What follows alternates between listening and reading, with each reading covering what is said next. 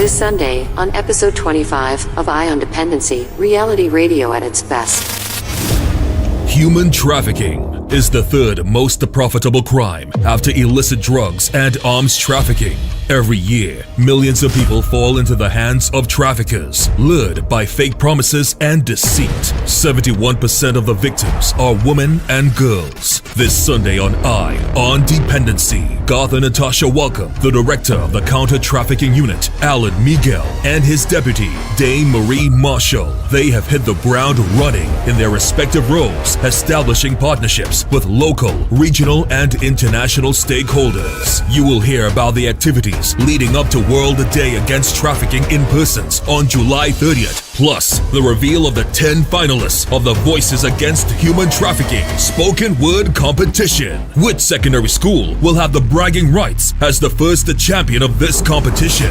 Listen live from 10 a.m. on I-95.5 FM or watch live on the Eye on Dependency Facebook page or YouTube channel. The Counter Trafficking Unit, Ministry of National Security, brings you Eye on Dependency. We don't just share stories, we change lives. Human trafficking is the third most profitable crime after illicit drugs and this arms Sunday, trafficking. On episode Every 25 year, of millions of people fall into the hands of traffickers, lured by fake Human trafficking is the third most profitable crime after illicit drugs and arms trafficking. Every year, millions of people fall into the hands of traffickers, lured by fake promises and deceit. 71% of the victims are women and girls. This Sunday on Eye on Dependency, Garth and Natasha welcome the director of the Counter Trafficking Unit, Allan Meiguel, and his deputy, Dane-Marie Marshall. They have hit the ground running in their respective roles, establishing partnerships with local, regional, and international stakeholders. You will hear about the activities leading up to World Day Against Trafficking in Persons on July 30th, plus the reveal of the 10 finalists of the Voices Against Human Trafficking Spoken Word Competition. Which secondary school will have the bragging rights as the first champion of this competition? Listen live from 10 a.m. on I-95.5 FM or watch live on the Eye on Dependency Facebook page or YouTube channel. The Counter Trafficking Unit, Ministry of National Security, brings you Eye on Dependency. We don't just share stories, we change lives. At 10 a.m. and exclusively on I-95.5 FM. And streamed live on the Eye on Dependency Facebook page and YouTube channel.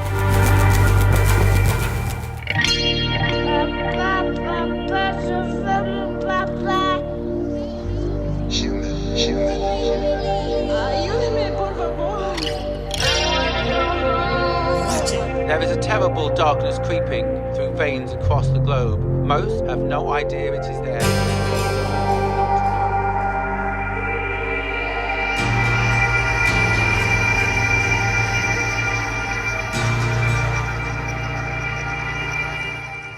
Good morning, Trinidad and Tobago, and welcome to Eye on Dependency right here on I-95.5 FM, live on the Eye on Dependency Facebook page and YouTube channel. Good morning, Natasha. Good morning, Garth. Good morning, Trinidad and Tobago. Thank you so much for joining us this Sunday. I hope we are all settled and calm after the shake-up in the early hours of this morning. But we are all thankfully safe, and we are happy that you've joined us on I-95.5 on the radio and as well on our live streams on Facebook and YouTube. Speaking of which, this is a shake-up to human life that we cannot prepare for either. When it happens, a lot of lives are destroyed. So this morning, steering the ship with Storm and Tom still, we have in studio with us the director and deputy director of the Counter Trafficking Unit, Ministry of National Security, in the persons of Mr. Allan Meiguel and Ms. Dane-Marie Marshall. Good morning, folks, and thank you very much once again for joining us. Good morning, Garth and Natasha, Trinidad and Tobago. The pleasure is ours to be here. Thanks. Hi, good morning, Garth and Natasha, and of course to our listeners and the wider scope of Trinidad and Tobago. Good morning. Happy to be here this morning. Yes, and thankfully we are all safe after that, as Natasha said, after that shake-up last evening. But we are dealing with an issue that is shaking the world. It's rocking the world. It's called modern-day slavery. And as you heard in that track leading up to us coming on, you know, how can mankind be so evil to each other still in these days? And we have two people in studio here who are tasked with not only bringing us to a point where we have a hold of this modern-day slavery, but also to the responsibility to Trinidad and Tobago. And they are here to tell us this morning, since assuming office, of the amount of work. And believe me when I tell you, people, they have been working, they have not settled, they have not had an idle day, and they are doing the work for the people of Trinidad and Tobago. So you will hear everything what the Counter Trafficking Unit has been doing and the plans for the future. They have lots of plans too as well. So welcome again, Director and Deputy Director, and thank you all very much. So you all have been doing a lot of work, and of course you take it upon yourself this morning to report to the people of Trinidad and Tobago, and we thank you very much for doing that. So we're going to start with the partnerships, because you all have been a lot of partnerships, and I think it's a record for the CTU as it stands right now, the amount of work that you all have been doing. Yeah, certainly. God, we became a signatory to the Convention Against Transnational Organized Crime. So trafficking in persons was one of the protocols that attached to that United Nations Convention. And we gave life to that convention by having the TIPS Act, Trafficking in Persons Act. And that act establishes the Counter Trafficking Unit. And around the Counter Trafficking Unit, we have a number of international partners, mostly UN agencies, who are in support of us. Now, trafficking in Trinidad and Tobago, it's done within the four corners of the 4 Ps. These are the boundaries, yes? So what we came to speak today about is really 2 of the Ps. That is prevention and partnerships, right? So in terms of prevention, the Act requires us to have a comprehensive outreach program to warn the Trinidad and Tobago public that trafficking in persons is real, it is a clear and present danger, and so on, so to beware. To do that, we have a host of partners, and together, we've come together to really have the country's response to trafficking in persons. It so happened that we are commemorating World Day Against Trafficking in Persons. So this is really an auspicious occasion for us to bring our partners together and establish a series of activities that will assist us in commemorating World Day Against Trafficking, raising public awareness at the same time. And you know, I forgot to mention, and you're going to hear it this morning, folks, you've been hearing the ad for the spoken word competition secondary school students. Well, this morning we're going to have the top 9 winners, going forward to the final, which will be on 2nd July. So at SAPA.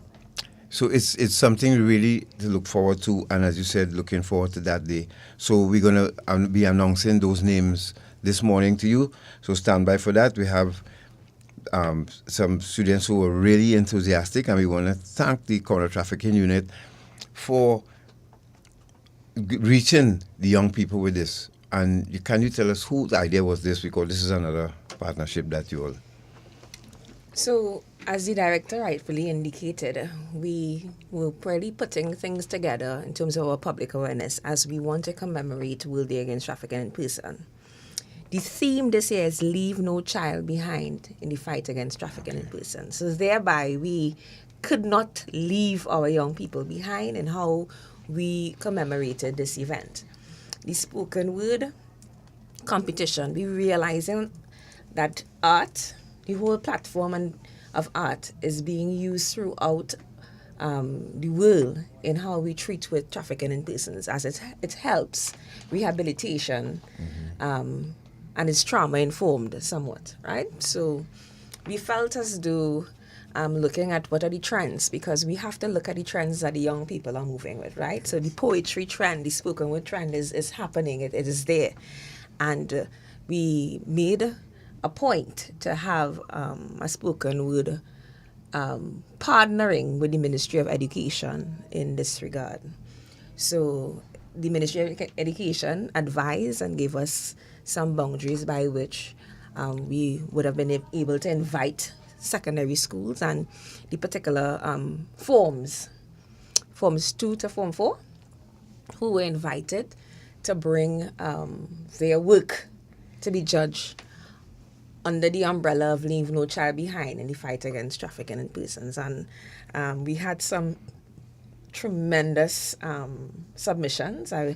It was a very difficult task. I saw those prelim judges, including GAT, toiling to get the best 9 out of the lot that we had on the day.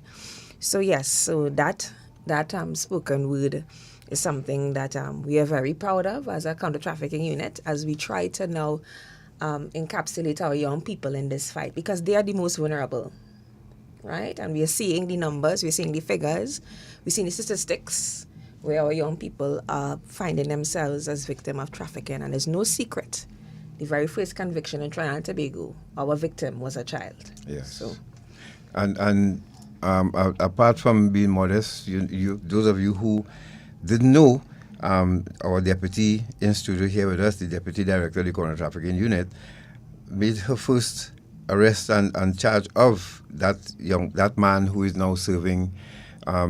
Deputy, when you joined the police service back then, did you ever think? Back then?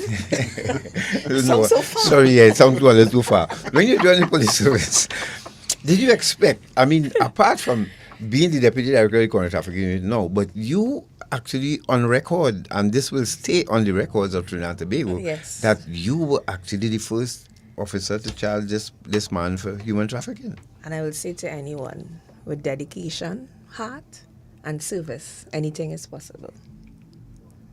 Anything is possible. Yes, so it wasn't back then though when you joined. So Thanks, sir. So long ago. But I just wanted to take up on that point that you raised, Deputy, about the importance of the arts and that expression in terms of how it can help to raise awareness about certain issues among certain groups. That is what our intention was with the film Trafficked. And we'll talk a little bit about where Trafficked is going in a while. But who are some of the other agencies that you would have worked with for this spoken word competition and some other artistic endeavors or initiatives that the CTU has supported? All right. So with the spoken word competition, I'm very pleased to mention that we have partnered with the International Organization for Migration, IOM. We have partnered with UNICEF. And, you know, that's a crucial partnership. And we're talking about children in the whole UN, under the whole UN umbrella. The Ministry of Youth Development and National Service. And I want to congratulate and thank the Honorable Minister Foster Cummings for really coming on board, him and his team. And we see they're doing a lot of work with their 40 under 40 program. And we kind of just squeezed ourselves in to get some benefits from that. Again, the whole of government approach is what we really wanted to really progress. So the spoken word, we have the Ministry of Education, and we have the Ministry of Youth Development and National Service, and those are the two government agencies who we will have to go to when we speak about our children, you know. So we are at a good place when we look at the partnerships we were able to build to really bring out the spoken word competition. And if I may just add, the Ministry of National Security too, they through the PSs and they attached to our ministry, they have been really, really, really supportive. Because even though we are now building capacity in terms of our administration, they have stepped in the breach to really assist us. So I have to say thanks to the to corporate comms, Ministry of National Security, for the efforts and so on that they have done, the partnership. Yes. But this whole morning is about partnership. Yes, I yes. mean, even higher dependency Yes. and Yeah, counter it's a trafficking, partnership. everything is partnership. Yes. Because the truth is, we can't do it alone, can we? Absolutely. Yeah. So we're And highlighting especially partnerships on an today. issue like this, which touches, all sectors, all people, really. But in terms of last week or a couple of weeks ago, we highlighted a dance performance that the CTU was a part of. Tell us a little bit about how that came about. Well, the Ministry of Social Development and Family Services, Minister, the Honorable Donna Cox, patronized, I should say, the Alpha dance, and that was something out of the Trinity Dance Theatre.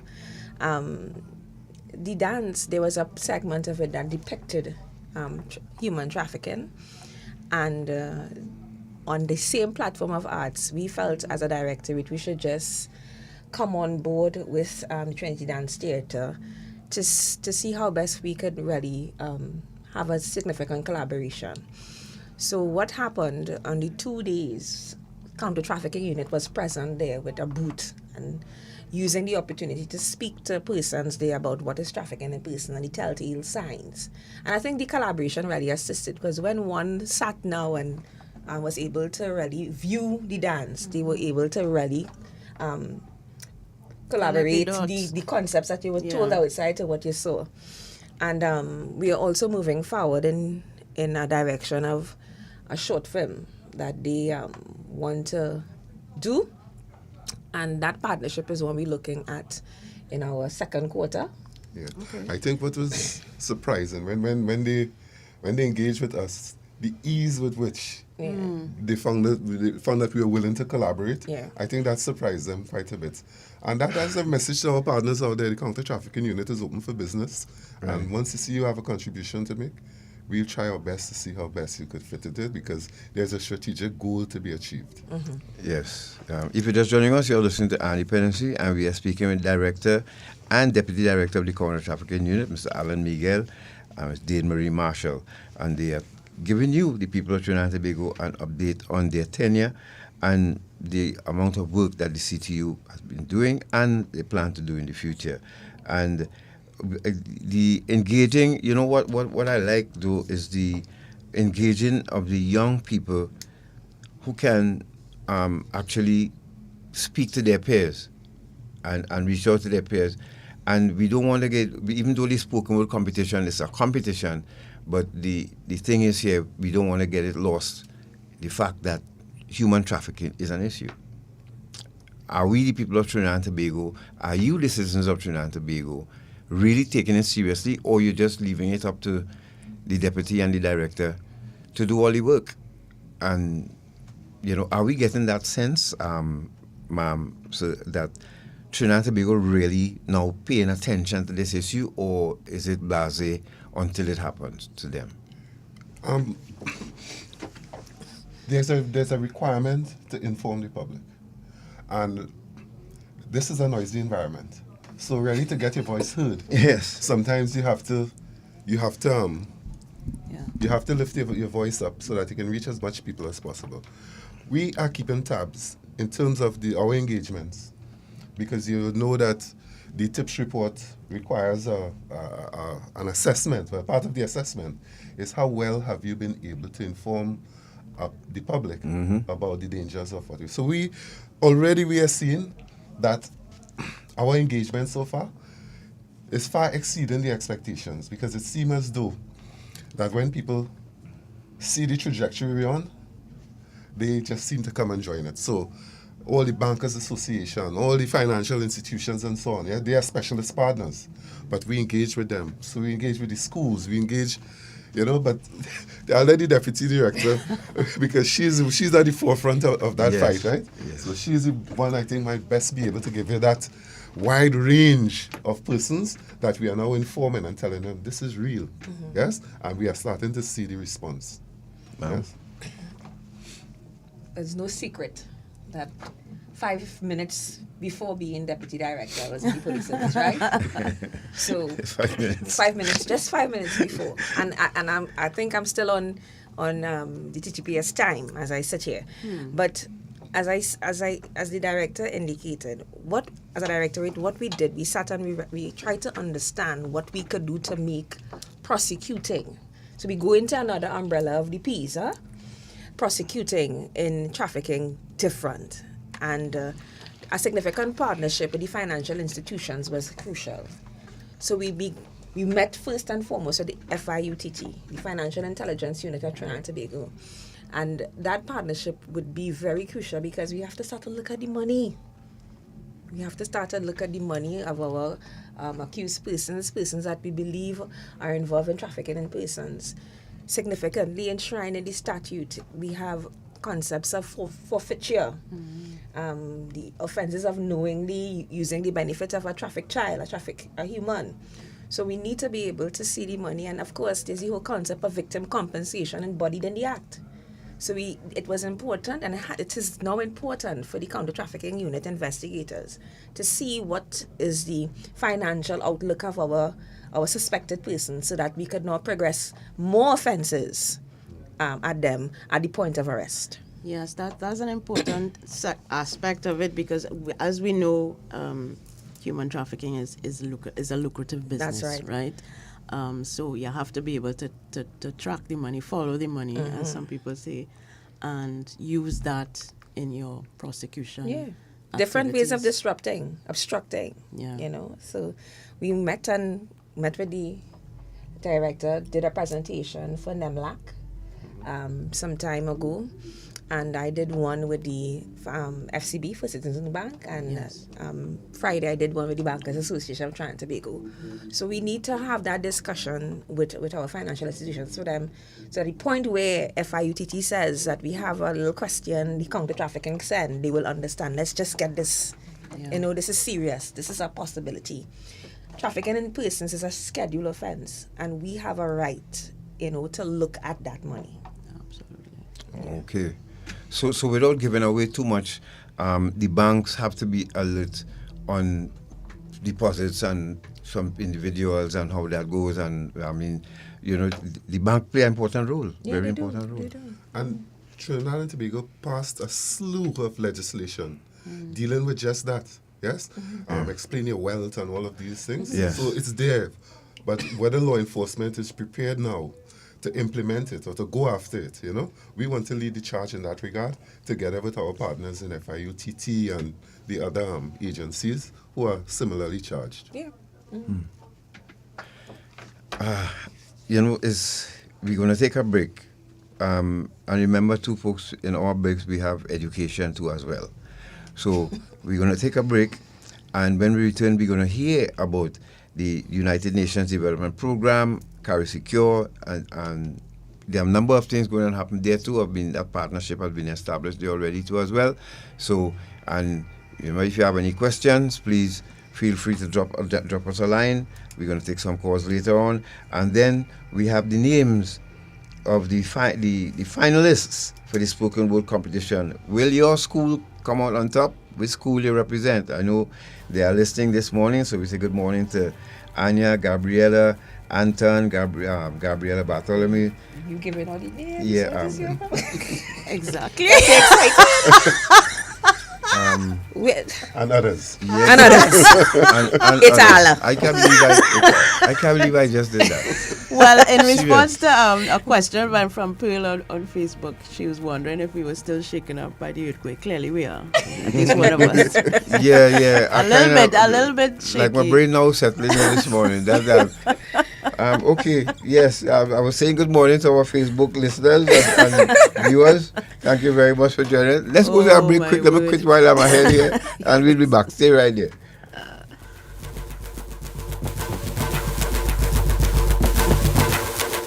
Yes, girl. Online here with this weirdo named Larry. I'm getting rid of him now.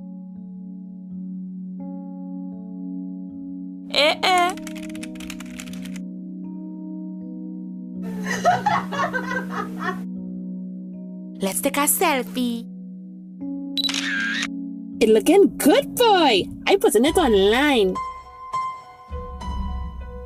Hey, I thought you say you went to the beach with your parents. Who's you? It's me, Larry, from online.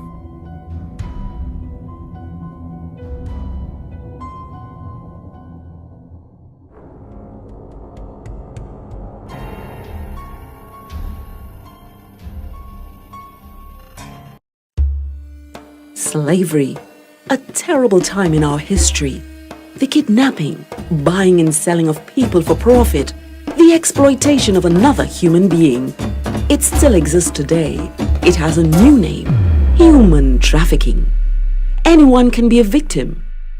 There is forced labor, sexual exploitation, and domestic servitude. Human trafficking is a worldwide problem and an emerging concern for us here in Trinidad and Tobago. If you know of or suspect human trafficking activity, call the Counter Trafficking Hotline at 800-4CTU or 800-4288. Human trafficking is a crime. Identify it, report it, stop it. A message from the Counter Trafficking Unit of the Ministry of National Security. Ion Dependency with Garth and Natasha. Reality radio at its best, where every life is a biography. Sundays at 10 a.m. and exclusively on 95.5 FM. And streamed live on the Ion Dependency Facebook page and YouTube channel.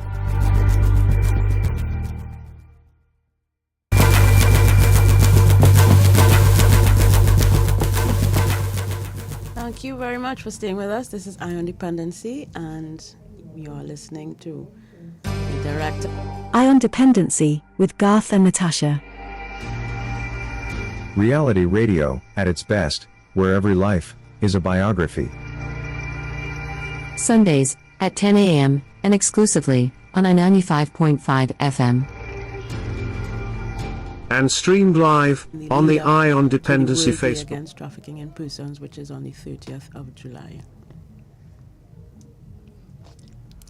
So, continuing our conversation, we didn't touch on, when we were talking about the arts, we didn't touch on the Guardians of Hope Art Gala, which sounds like a fascinating project. You want to tell us a little bit about that, Deputy? Yeah, most definitely. So, July 30th is the day that is deemed World Day Against Trafficking in Persons, and the Counter Trafficking Unit, under the auspices, of course, of the Ministry of National Security and our Honorable Minister, we would be having an art gala, and this is to take place at Milford, as one of the Magnificent Sevens, and this is a partnership again with the Art Society of Trinidad and Tobago. So the Art Society would have a call for submissions relative to art depicting the whole concept of trafficking in persons. This Art Society and the International Organization for Migration has also partnered with us to bring this art gala, and we'll be inviting members of the diplomatic corps, honorable ministers in government, and key stakeholders that evening, so that we could have a couple of hours share, talk, and really see how we could progress as we move towards a tier 1. Mm-hmm. Huh? And those pieces would be available for sale to the public as well? That is the intention, yes. Okay. That's the intention. And we want to continue in partnership with the Art Society and those artists that come answer that call, doing work in our migrant facility with our girls who to just assist in dealing with some of the trauma through art, as I indicated. Yes. And we've been having talks about it, and it seems as though we progress in that direction. Nice. That's interesting. Yeah.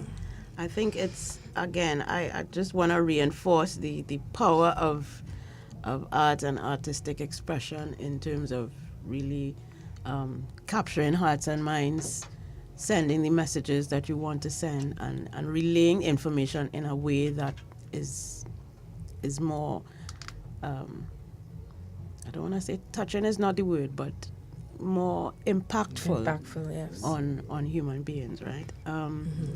As far as the prevention is concerned, that is a major focus of ion dependency, by extension the CTU. Yes. And reaching specific demographics of people with this message, I mean, you have to strike a balance. You don't want to scare people, but you want to make sure that they're informed so that they can make the right decisions. What are some of the activities that we should be seeing coming up to World Day Against Trafficking in Persons? Well, I know that we form a partnership with UNDP to have some of the public transport services buses wrapped with art depicting World Day Against Trafficking, no child being left behind. With some serious, I saw the drafts of them, and they look beautiful. When those buses and they pass through the streets of Trinidad and Tobago, they are going to catch your eyes. And then there's also the billboards and so on. So we are going to see an increased artistic presence of the whole concept of trafficking in persons and World Day Against Trafficking in Persons on the streets of Trinidad and Tobago in a much more forceful manner than we did before. So these activities, see, we have the excuse me. So we have the art gala, we have the spoken word, and we have these buses and they're being wrapped. And all of this is being done in partnership with UNDP, Carry Secure, IOM. I don't want to leave out anybody else. Don't worry, I'll catch up. So the Pan American Development Fund, the Ministry of National Security, Ministry of Youth Development. So it's a really everybody's coming together to make sure that the whole concept, the whole idea, the whole highlighting the danger of trafficking in persons is spread right across the country. So that's what we're looking forward to. Yeah, noteworthy to mention, through our national task force working groups, prevention, for which Mr. Sinclair is a part of, they have been able to secure for us a billboard under the Interclub of Trinidad and Tobago. And let me just commend the prevention working group this morning, because that is what we are supposed to be doing, working in together and partnering, looking for that source so that we could bring the message across to Trinidad and Tobago. So we would also be receiving, can't wait for that, Garth, a billboard from the Interclub of Trinidad and Tobago through our National Task Force Working Group under prevention. And we look forward to more partnerships so we could get more billboards and have the country littered with billboards, hopefully that people would see the need to do that and support this initiative. Now, there's also a video series and retrofitting of interview room. Could you tell us about that? Oh, we have noticed that victims of trafficking, they have suffered trauma. The whole concept of trafficking, that whole activity is very, very traumatic for the victims. And we try our best not to have them relive trauma or re-traumatize. But in order to advance prosecution, we have to walk the road again. We have to get the evidence, we have to get their statements and so on, so that we can present it before a tribunal to determine the guilt or innocence of the person who is charged. Right. Now, in the normal state of affairs, you would have a victim, quite often Latin American female. You'll have a police officer asking questions. You'll have an interpreter, interpreting. And that could be tedious. So what we have decided is that we'll have an interview room or screening room fitted with audiovisual equipment so that the victims can tell their story with least interruption. They can go into a cognitive state and relay the information, and we will have it captured in video rather than the constant interruption by questions and so on. And of course, the police officer who is guiding the interview, he can take that person back to a specific part of the transaction and have that person tell their story. So that is very, very important. Now, the importance of it extends way beyond the room, because we have to make sure that any evidence so captured is in a manner which the court will accept. Okay. So it's a very, very delicate and technical aspect of the work that we do, in much the same way as the case management system that we are developing. And I must thank BMAC and IOM, because we have reached about 85% completion. We are going into testing phase now.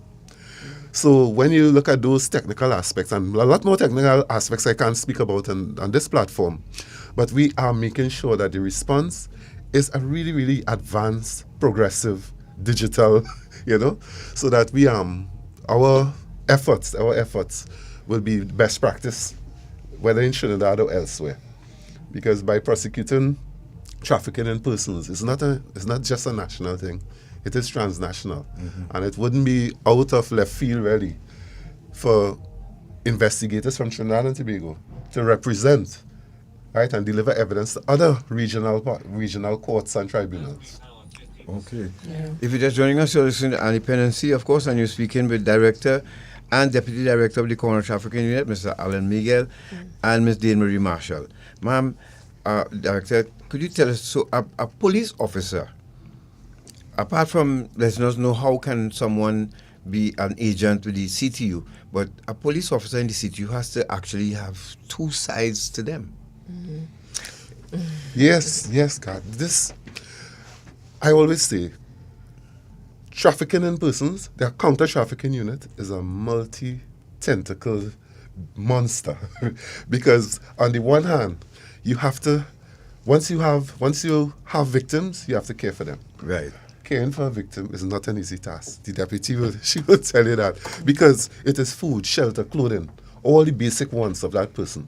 It is psychological care, psychosocial care. It is medical care. That is just the victim aspect. In terms of the prosecution part of it, you have to go out there and dismantle these networks. You have to use covert and overt operation. You have to have an intel platform that gathers the data so that it will direct your efforts out. Yes? Right. Then you have international partners. Then you have the U.S. Department of State that assesses all of this, and they will give you a score, yes, to determine whether you're on the right trajectory or not. Having said that, I think it is tomorrow that report is coming out. We are on a Tier 2 watch list, and we're hoping to drop the watch list so that our Tier 2 will it will suffice for now, but our really strategic goal is to be a Tier 1. And we have devoted our lives, and when I say devoted our lives, our day doesn't end, right, at 4 o'clock. Today is Sunday, this is where we are doing the work. And we do it all the time, so it is, and I must compliment the Deputy Director, because she is a source of energy, no complaints, and we work well together. Yes? Yeah. People are starting to see that. They still say, you all have real energy, and that energy seems to be attractive because other people are coming board and they're exhibiting similar type energy. Yes, but let's not blow up the Deputy Director too much. Yeah. Not I don't know get show up here. Oh my gosh. What will it take? What will it take though, having said that, what will it take to get us to Tier 1? I mean, what it will take is what this Directorate is doing at this time. And it has to be a collective effort. We have to now do the necessary in relation to public awareness, do the necessary in relation to prosecutions, do the necessary in relation to victim care. I think with those 3 parts at this particular juncture, because what we had to do was look at the TIP report of how we were assessed before and try to meet the gap. There was a clear gap that we as Trinidad and Tobago, we were not meeting, and we now have to exhibit that by what the work that we are doing. And in terms of public awareness, and I Natasha, you said it this morning, there is a gap. And we also have secured a partnership with the Carry Secure 2.0 UNDP in developing a video series that would be more attractive, some animations that will now go to a point where we would look at what is happening in the trafficking in persons landscape at this time. We also considering the removing and developing new trafficking in persons skits as we had before. Even the partnership with Alpha in terms of their short film. The work that you here on this platform is doing, all this forms part of our engagement. The fact that we were able to bring partners here to sit and speak about the partnerships that they are having with the Counter Trafficking Unit, the Victim and Witness Support Unit, the Children's Authority of Trinidad and Tobago, Heroes Foundation. So what we are trying for Trinidad and Tobago to understand is that we and the wider scope, that the work is getting done. And we have to now shout to the wider scope and not just keep it to ourselves and know that we're doing the work. Absolutely. But I must quickly add, right? It is not all easy. It's not. Because quite often we are called upon to change cultures. Some cultures are entrenched. Some behaviors are entrenched. So sometimes to really to progress along a new path, quite often you have to change culture. And the way we do it, we have conversations with people. Conversation is our main tool to getting people to understand what is our strategic direction. And it doesn't always work, yes, but sometimes it does.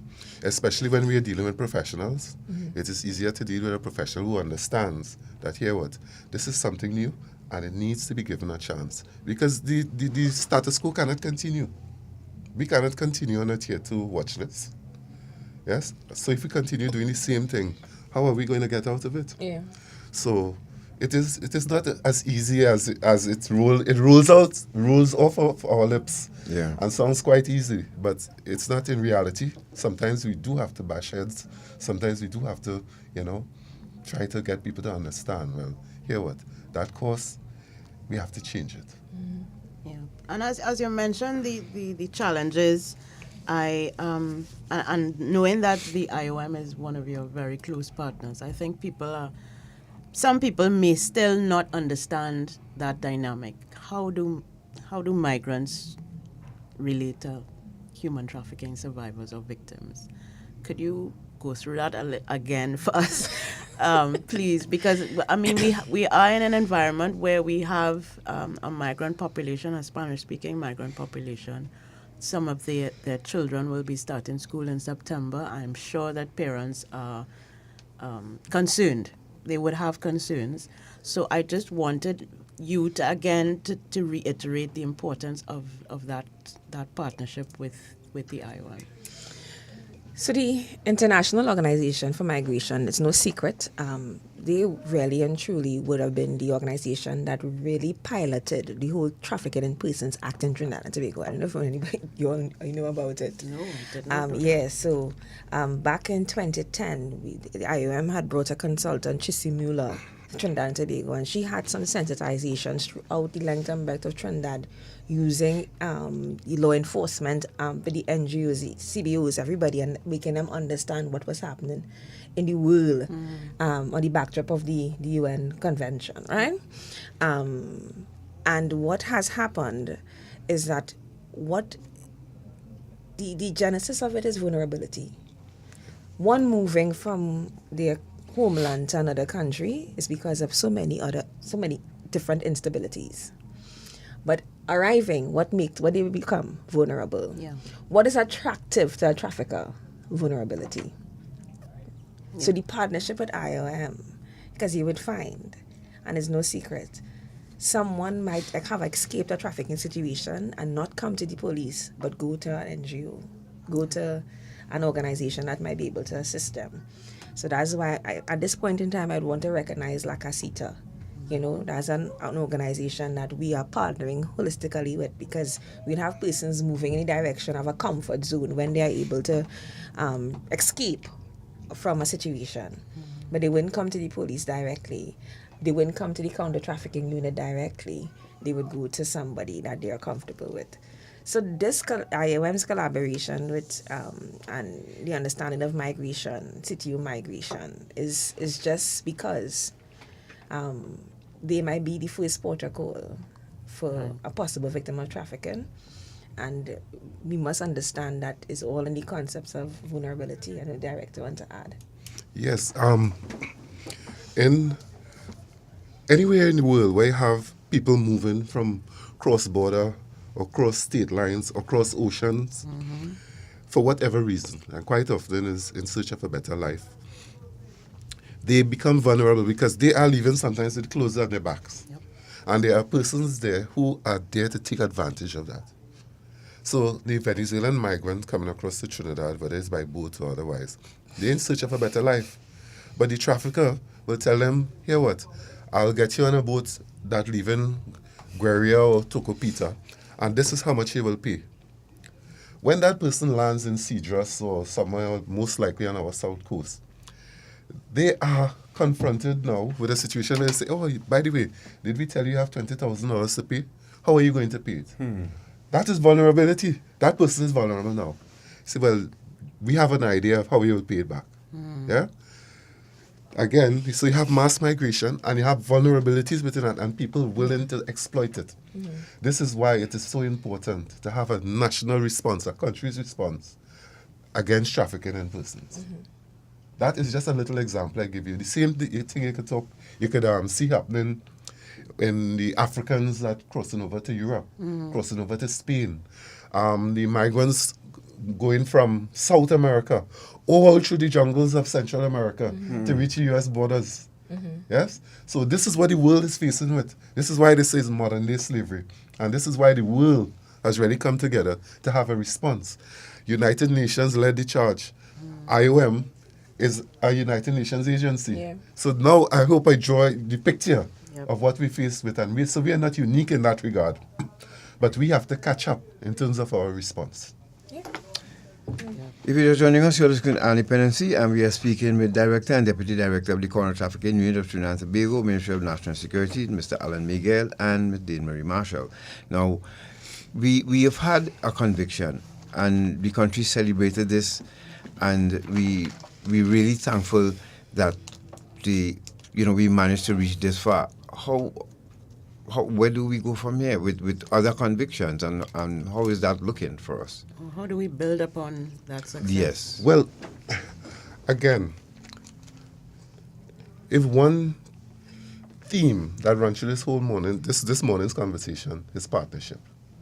And the DPP's department and the judiciary, they are now starting to make provisions to fast track the counter trafficking cases that come before them. So with the new AJIPA laws and the new special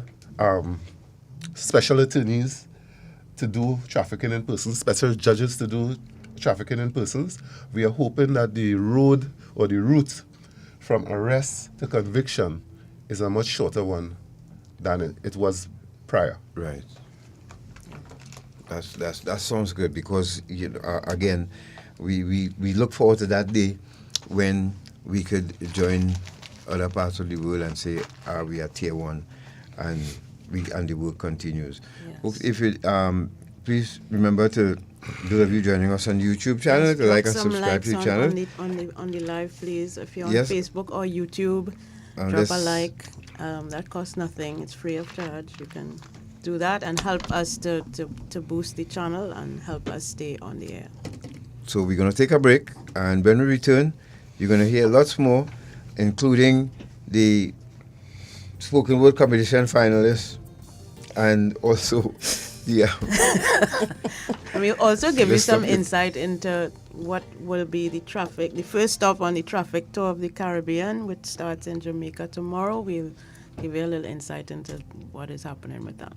Yes, and then if you have any questions, especially in your area, there are things that you might be noticing and overlooking. Are you vigilant? Are you as vigilant? Let's see. We're going to take your calls afterwards. So let's go to a break, and we'll be right back with Mr. Allan Meiguel and Dane-Marie Marshall.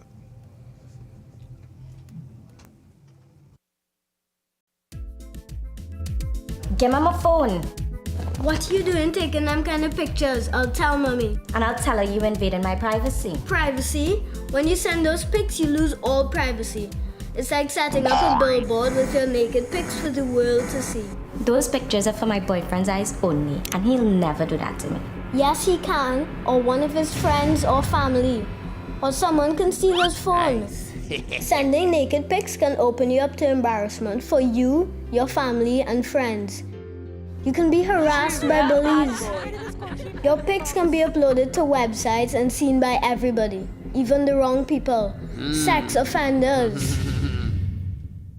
It can also affect you getting a good job in the future. Once those pictures go out, you can never get them back.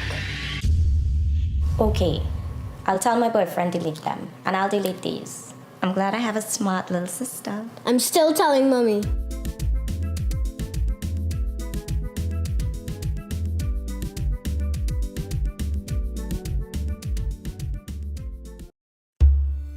Slavery, a terrible time in our history. The kidnapping, buying and selling of people for profit, the exploitation of another human being. It still exists today. It has a new name: human trafficking. Anyone can be a victim. There is forced labor, sexual exploitation, and domestic servitude. Human trafficking is a worldwide problem and an emerging concern for us here in Trinidad and Tobago. If you know of or suspect human trafficking activity, call the Counter Trafficking Hotline at 800-4CTU or 800-4288. Human trafficking is a crime. Identify it, report it, stop it. A message from the Counter Trafficking Unit of the Ministry of National Security. Ion Dependency with Garth and Natasha. Reality radio, at its best, where every life is a biography. Sundays at 10 a.m. and exclusively on 95.5 FM. And streamed live on the Ion Dependency Facebook page and YouTube channel.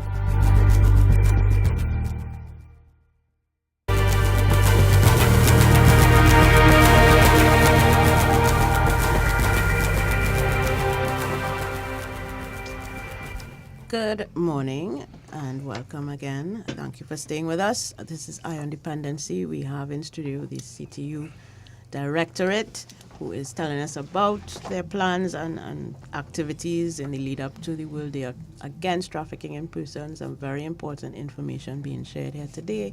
And I'm sure you will see in the coming weeks and months in your eyeballs as you're on the streets of Port of Spain, as you're traveling to work, as you're watching TV, you will see and hear some of the messages that the CTU wants to send in keeping with, apart from commemorating the World Day, but we have a task ahead of us to elevate our country on the trafficking in persons list.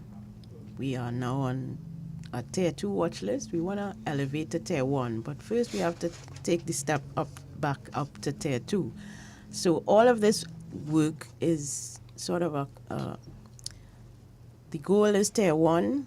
So all of this work that is being done by the CTU now is in support of that upward movement for Trinidad and Tobago. And it is helpful to know that we have a conviction under our belt, but as the deputy said, we can't rest on our laurels. We can't, pat ourselves on the back and continue to work. And as the director and deputy have been saying all morning, the importance of partnerships, working with other agencies, and the importance of, as well, of prevention, which is why they are here on Ion Dependency this morning. Now, what I want to find out, though, as police officers, because you both were police officers, and when I asked the question this morning, because I would like people to get the sense of how difficult it is working in a unit, as opposed to you working in the lines in the police service. You all work for a specialized unit, which requires you to spend most of your time dealing with work concerning this unit. Now, I spoke about the two hats that your officers have to wear. What about your officers now, and how are they, after sitting in a room for the entire day listening to what a victim or survivor went through? They go through several emotions. How are you treating your officers so that they don't fall off the edge or you have to talk them off the edge at times because they want to, act or react on what they hear. How are you all treating with that? So, it is true. An authorized officer who operates within the Counter Trafficking Unit, we have authorized officers from the Trinidad and Tobago Police Service, from the Immigration Division, and the Trinidad and Tobago Defense Force at this time. What is important and what this directorate has really tried to do and maintain is a debrief. Right? We understand the importance of a debrief when we treating with matters, as it would aid and assist the officers when we speak about secondary trauma. Having operated in the Counter Trafficking Unit between 2018 and 2017, I could only advise my officers to operate the way I did. The director, just last week, he told me that we have to do some staff appreciation and a day of relaxation for staff, like a small retreat. Right. And those things will formulate what we would see as debrief. Trinidad and Tobago, I want to, at this time, take some time off to commend the authorized officers at the Counter Trafficking Unit. They have been operating diligently. They have been offering themselves, saving apart the difficulty it is in really sitting and listening to a story and then going out to investigate and bring corroborative evidence in relation to the story. And their work must be noted, must be recognized, and must be appreciated. But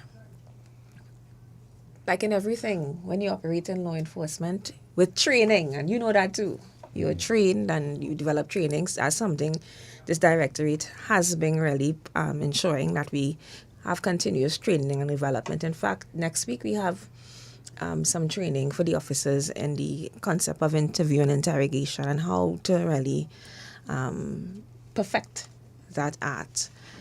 So we believe with training and development, the officers will be able to operate effectively. And the whole concept of debriefing will assist them with the trauma, secondary trauma that they might incur while working with a particular victim during a particular investigation. Now, you said interview and interrogation, so which means they have to switch gears. Yeah, for one. Because you have to interview a victim, but when it's time, you have to interrogate your suspect. Right. That's what so they have to be able to... different techniques. Yes, understand the different techniques. So we understand the importance of having a well-trained team of people carrying out the business of counter trafficking in Trinidad and Tobago. Those officers, and they must be multi-talented, they must be multi-skilled, they must be intelligent, they must be sharp, and we are on the cusp of really building a strong team. I've seen the type of enthusiasm expressed by that team, so I'm just looking forward to building that. Yes, so I will join with the deputy director to thank that team publicly, for the work that we are doing so far, and brace yourself. We have a lot more to come. I don't know why my brain works like this, right? But when you say interview, I'm picturing an officer going into one room with a bouquet of flowers. And then coming out and going in the next room with a pickaxe. Oh my God! A pickaxe handle. I don't know. I mean, but that's the case. You have to. That's the imagery. Is a good imagery. Yes, yes. You have to learn. Yes. Yeah, you're quite correct. Yes, especially in this estate counter trafficking. Yeah, you need to be ambidextrous. I always say that. Right. Yes. Yeah, because I tell them, I said, this is different in your everyday investigations. You actually have a victim that would not be leaving you to go home. Huh? Right. Yeah. You don't have that luxury anymore. Your victim stays with you. And you have to now develop a bond with our victim so extensive, because unless the victim is ready, and at this particular point in time, I think it's important to really thank and highlight the work that the Ministry of Social Development and Family Service, they're social workers. They are the first port of call who really does that social assessment with our victims and tell us as an investigative team they are ready to give the story again, right? So that is so we'll be in a situation where, and I tell them, I said, in the normal scope of things, you're in a station operating, somebody comes in and they have a report, and you take the report immediately. You record a statement immediately because it's something that's required of you. It's a procedure that you're required because as law enforcement, as police, you have to get the evidence. Yes. But in the world of trafficking in persons, you have to make sure that the victim psychologically is ready. So we would have a victim under the patronage of the Ministry of National Security shelter system for at least 2-3 months before we could even record the first statement, because until they are ready to tell the story, it makes no sense having the conversation. From the screening, we'd be able to see how best we could get some information to corroborate, to confirm you as a victim. But until that is done, you are potential, you are possible victim of trafficking. So we are developing all those concepts with our team as we press forward. The director and I, as we came in, we said we wanted to be able to differentiate the investigative arm, the victim care arm, the intelligence arm, and we have a kind of put a framework in place, and we are now just plugging in all the necessary components at this time. Director or Deputy, have you ever, have you ever sat in an interview and it had you shaken up for a good while, thinking of the inhumane act of a trafficker? Can you let our audience in on, not some of you would have heard, but the experience? What is that experience like? Listening to someone tell the tale of getting on a boat, coming here, or being taken from here, and done a number of things with. I think in this directorate you have only been able to read, read the stories. But again, in my past dispensation, having sat and had them speak about the situation and trying to be good, what happens is you understand that the world is a very ugly place at times. And trafficking in persons is real. It is real. We sometimes question why.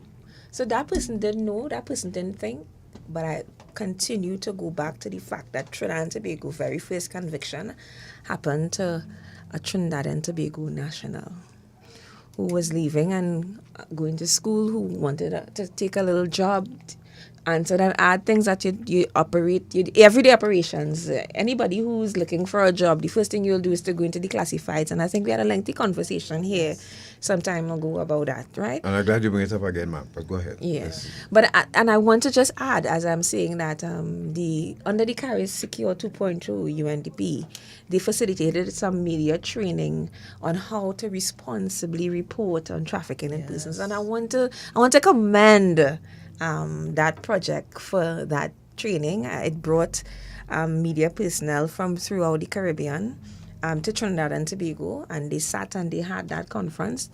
I was able to speak as representing the Directorate and really having the conversation with media as to their responsibilities too and how they report, and their responsibilities in all aspects of trafficking in persons, inclusive of their advertising mechanisms.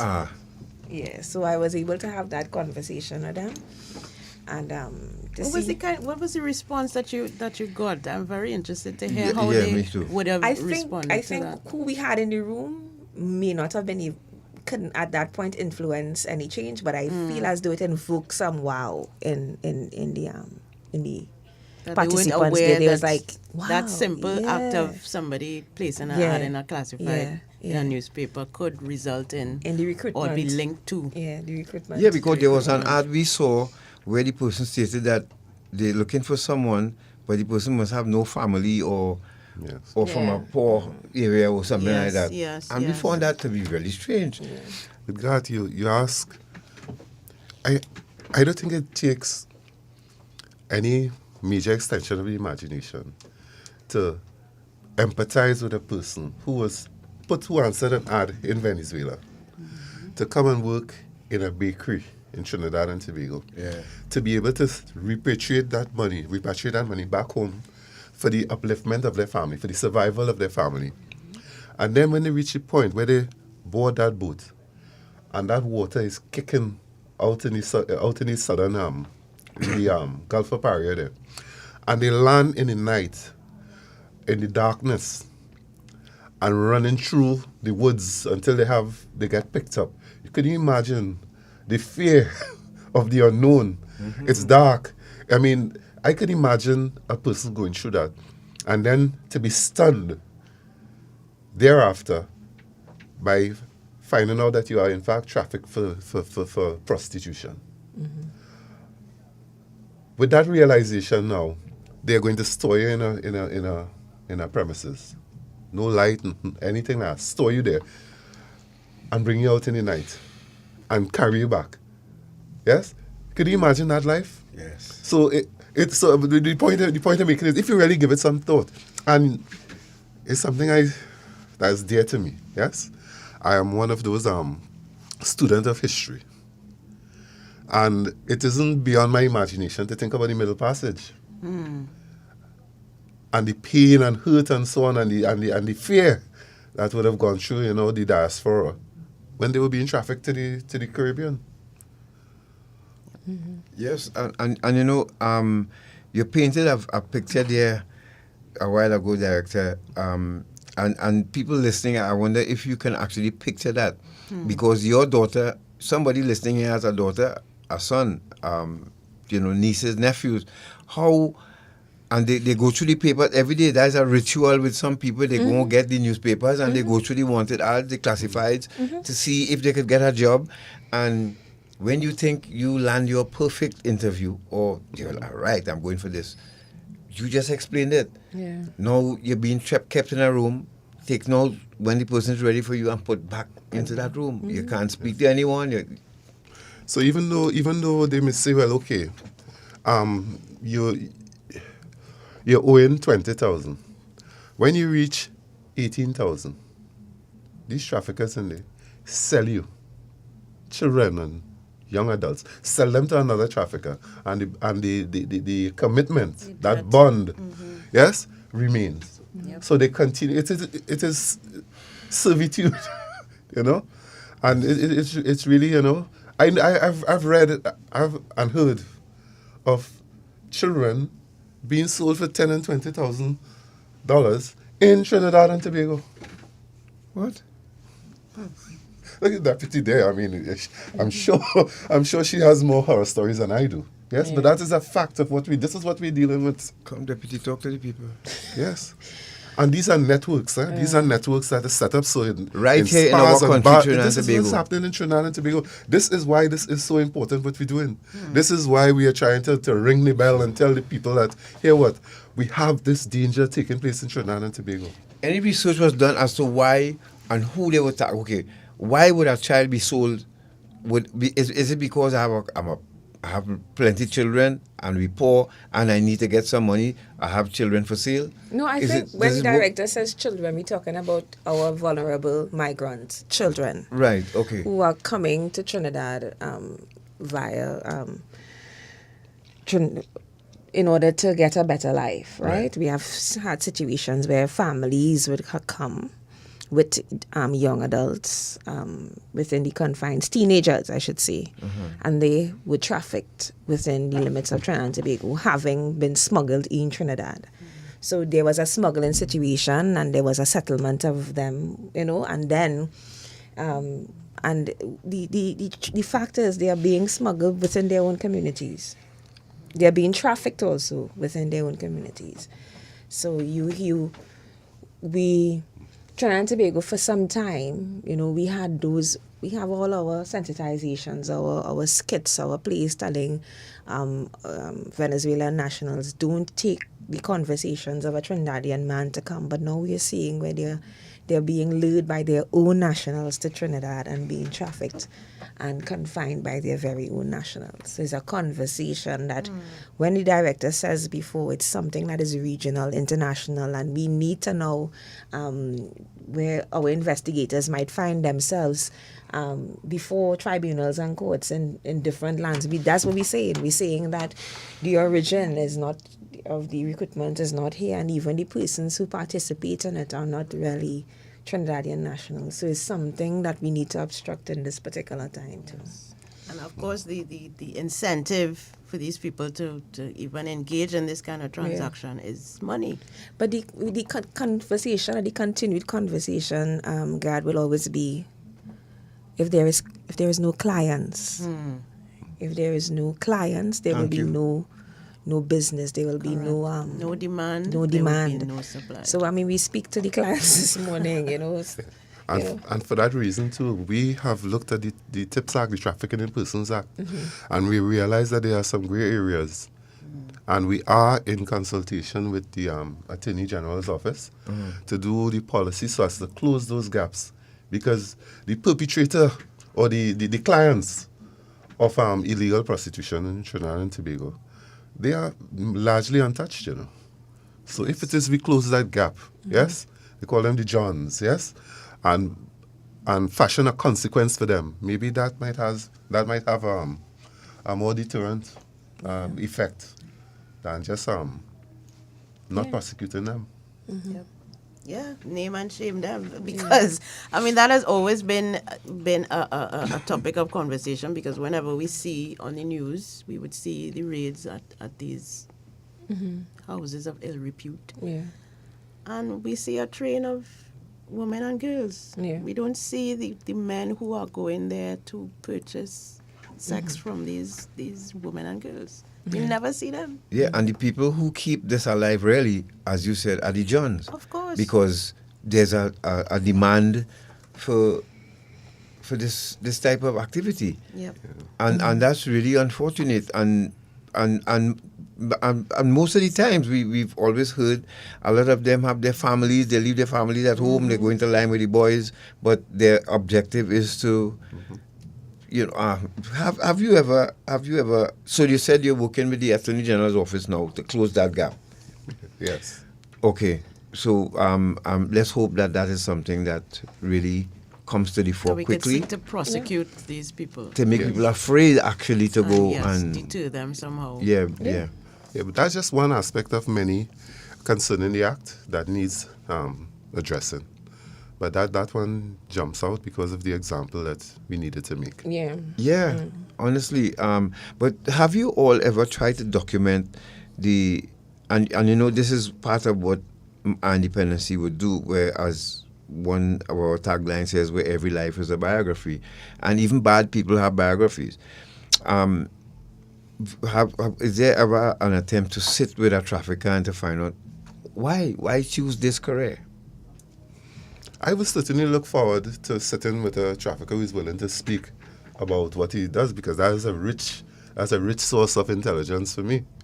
So I would certainly, if any one of them is so disposed, I will ensure that, you know, you make an academic activity out of it. Yes. You know, so you have a better understanding of what is taking place in the underworld. Yeah, because, you know, we some people fortunate, but some of us struggle time to time to make ends meet. Some people live from paycheck to paycheck, but not the average person will say, you know what, boy, I could traffic my daughter, you know, and make some money off of her because we need the money, right? But then there are people who doing this for a living. Yeah. Yes. At the pain of others and their families. Yep. There are people who are actually doing this for a living. They have a book where they would, you know, make appointments for who want a certain type of client. You know, it's sad. God, the criminal architecture of Trinidad and Tobago is not separate from counter trafficking. What counter trafficking is merely, trafficking in persons rather, is merely an economy for the people in there who operate these gangs and networks. You know. Right. But because it requires a specialist response, this is why the Counter Trafficking Unit is specially designed the way it is. Yes? But it isn't divorced from the overall criminality that takes place in Trinidad and Tobago. So this is why, again, partnership. We have to partner with the police. We have to share that intel. Yeah? So that we have a better response. Because it is criminality. It is against the law. the police have primacy in terms of applying the law and so on. But this counter trafficking requires a specific response because of the type of victims that you have, because of the type of partnership that you have to have, because it stems straight down from that UN Convention against transnational organized crime. So this is where the special response requires. But really and truly, trafficking in persons is part of the criminal architecture of Trinidad and Tobago.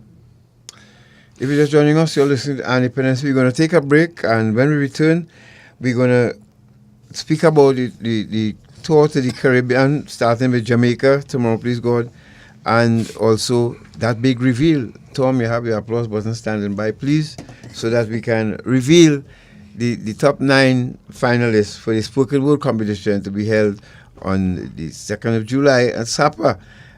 Which secondary school will come out on top of that one? We don't know, but let's go to a break. And when we return, you're going to hear the finalists and the school that they're representing. And we take some of your calls afterwards. From the sound of my voice, you know how excited I am about this spoken word competition and revealing the names to you and the schools. So stay right there. Stay right there. We'll be back.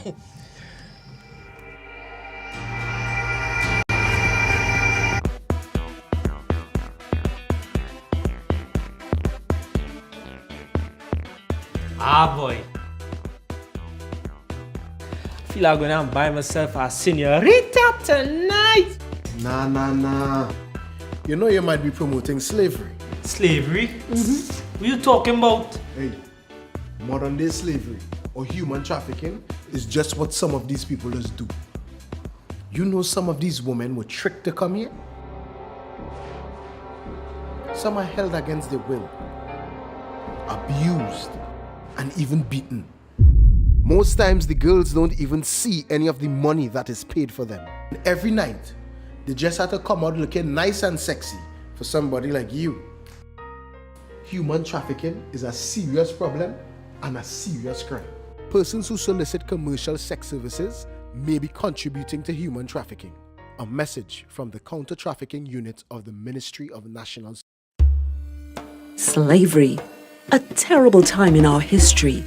The kidnapping, buying and selling of people for profit, the exploitation of another human being. It still exists today. It has a new name: human trafficking. Anyone can be a victim. There is forced labor, sexual exploitation, and domestic servitude. Human trafficking is a worldwide problem and an emerging concern for us here in Trinidad and Tobago. If you know of or suspect human trafficking activity, call the Counter Trafficking Hotline at 800-4CTU or 800-4288. Human trafficking is a crime. Identify it, report it, stop it. A message from the Counter Trafficking Unit of the Ministry of National Security. Ion Dependency with Garth and Natasha. Reality radio, at its best, where every life is a biography. Sundays at 10 a.m. and exclusively on 95.5 FM. And streamed live on the Ion Dependency Facebook page and YouTube channel.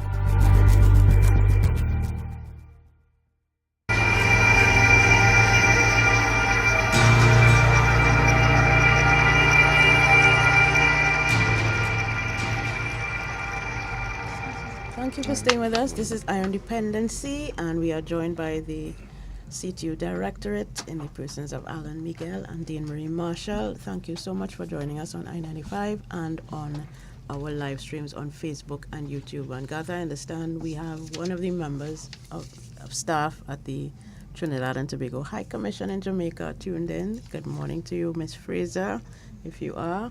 And that is going to lead us straight into trafficked tour of the Caribbean. And Garth, I want you to introduce how this came about. All right, so under this said unit, Counter Trafficking Unit, back when the Deputy Director was an authorized officer, and I noticed that using the word authorized. I've never heard the term before, and maybe before we could explain how the attachment came. But Ma'am was an authorized officer then under Miss Wheeler, and we had launched this film called Trafficked. Now we had no idea that we were actually doing our work in human trafficking prevention as well, even before it became a thing. So when we launched, when we screened Trafficked, and the CTU Directorate attended then.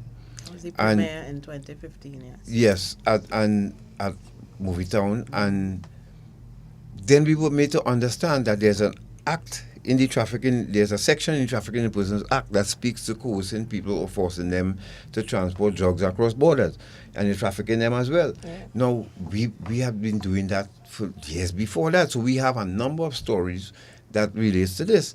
And so the film continued film festivals around the world, and then the Directorate then used it as a teaching tool to go around to different parts of Trinidad and Tobago, and because it has the perfect act, the means and purpose of human trafficking in the film. So, and it's an award-winning film, and I think Trinidad and Tobago didn't really grasp how important that film was. So we decided, after it's run here, we decided to go to the Caribbean with it. So we approached the Ministry of Foreign and CARICOM Affairs, under Dr. Amy Brown, Ms. Rita Tousse, and Erica Fortune, DPS Erica Fortune, and they agreed to start with Jamaica. So we started the meetings, and the High Commission to Jamaica, Ambassador Dane-Marie, and his staff. His Excellency. His Excellency, sorry, Dane-Marie. Yes. And his staff hit the ground immediately. And Natasha will tell you all about the venue that we're going to be showing the film. Now, this would be part of Trinidad and Tobago's, again, because the director will be attending this with us. We leave tomorrow morning, please God, to go to Jamaica to screen Traffic and educate, again, our CARICOM family about this issue by way of showing this film. Yes, we felt it was important to not just to show the film and again to tap into the power of the arts, and in this case film, in terms of impacting people's lives, but also to showcase and highlight the work of the government of Trinidad and Tobago in its counter-trafficking efforts. So our partnership with the CTU over the past few years has been instrumental in our decision to take this to the Caribbean and to Jamaica first. So that is why we decided to include the director on the team that is traveling, because we want to tell Jamaica and let Jamaica know this is not a Trinidad and Tobago fight. This is a regional fight, and we have to be able to share information and let us show how we are fashioning our anti-trafficking efforts, and what you both described about how you're structuring the unit, all those things that will be very important, I'm sure, to the Jamaican public who is going to watch this film and hear you speak. And so that Jamaica as a nation can get on board and step up their efforts as well, so that we can have, a blanket approach to ending this horrible crime. Yes, and for all you know, I mean, the media in Jamaica is well on top of it already. Yes. And I think the Jamaica doesn't have a counter-trafficking unit per se, but there's a section of the police service that they assign to deal with a response. Yeah. And I think having our director there, you never know, may trigger them to set up their own unit eventually. And we look forward to that, and the director's influence, of course. The director will be speaking at the event. His Excellency Dane-Marie will be there as well, and his team from Jamaica. And we're really, really excited and looking forward to it. And we will keep you all posted when we get there, and keep you all every step of the way. Yes. And so we're going to have 2 screenings while we're in Jamaica. One is at an actual movie theater, the Palace Cineplex, on the 26th, which is also World Drugs Day, which is a UN designated day that we commemorate here on our independence day, basically raising awareness about drug abuse and drug trafficking. And that was the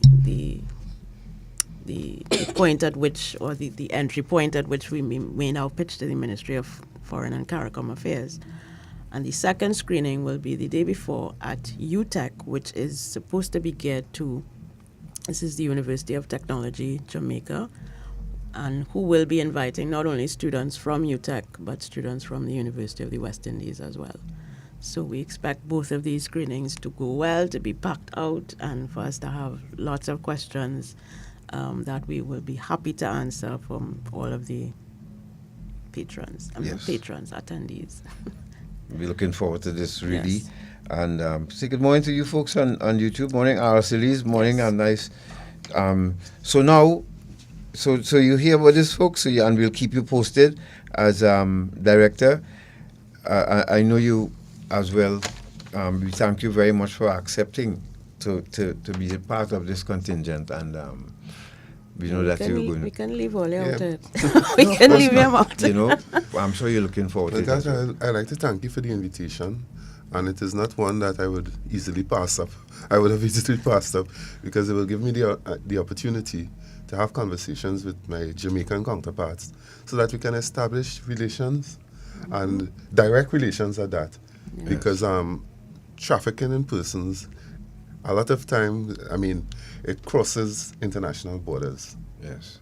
And if there's a network that stretches into Jamaica from Trinidad, we will be able, through conversations, to better be able to identify and perhaps destroy and dismantle it. Yes.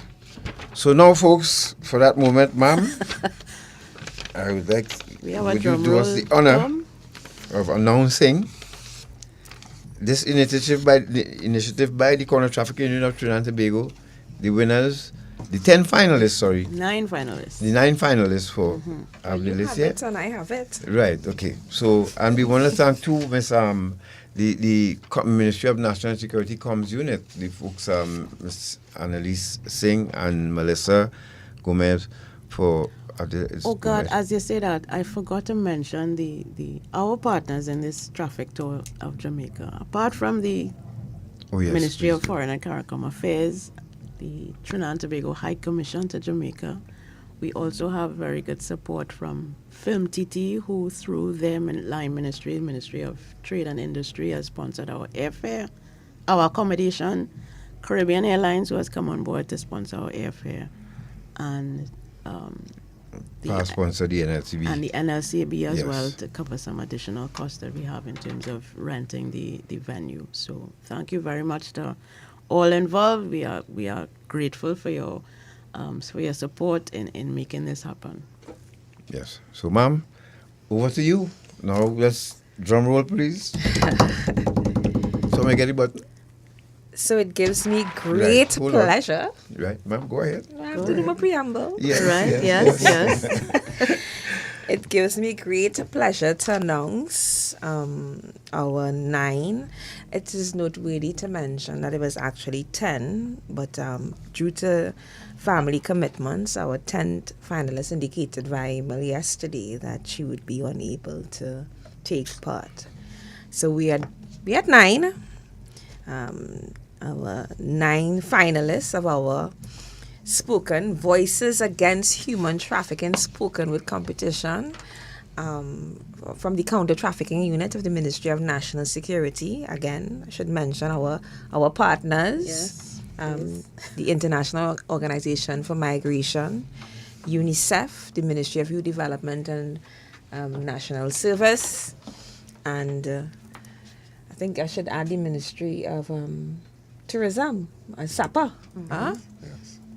All our partners, as we are ready to have our competition Tuesday, 2nd of July at the Southern Academy for Performing Arts. That's in San Fernando. So you see, we going down south. Yes. You know, we going down south. We making this thing a national affair. Yes. Everything can be in town. Everything can be in town. Everything can be in town. Totally agree with you. Yeah. So, Miss Anna Mirage of the St. Joseph Convent, San Fernando. Congratulations to you. Miss Gabriella Jameson of Northgate College. Mr. Anton Jacobs of Mova Laventille Secondary. Miss Gabriella Bartholomew of Cohen Hamilton Secondary School. Tasha Oliveri of Bishop's High School, Tobago. Miss Chrisanne Bedesi of St. Joseph's Convent, San Fernando. Miss Celicia Niblet of Waterloo Secondary School. We have a homeschooler in Miss Imani Miller. And Miss Ileana James of Waterloo Secondary. And these are 9 finalists for our spoken word competition. I want to say congratulations to you all. And we will see you at supper on the 2nd of July. Come ready. You know, like I used to say, I was going to say the Gael, but I right? But you know, this is going to be interesting. Having seen the work that you all brought for your submissions, your video submissions, you all understood the assignment, the content, even the delivery.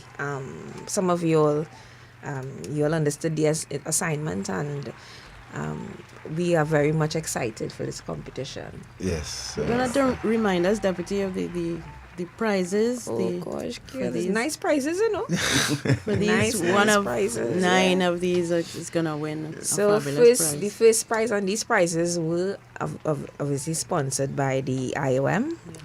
We talking iPhone 15, you know. I feel as why all them submissions come true, you know. The iPhone 15 alone, I was like flooded with when I saw the submissions. The second prize is an iPad Air. And the third is a Beats headphones. So we have good prizes. More, of course, there will be trophies. For the prizes, we have a People's Choice Trophy from the Ministry of National Security. So I mean, we are at a good place where our young people would be able to sit. We have the schools, and that's it. There is, as God said, bragging rights. So the schools, they would be. They're able to attend and support their participants, their finalists. Nice. And we're expecting a nice, wholesome crowd of people. I'm hearing the noise already. Yeah.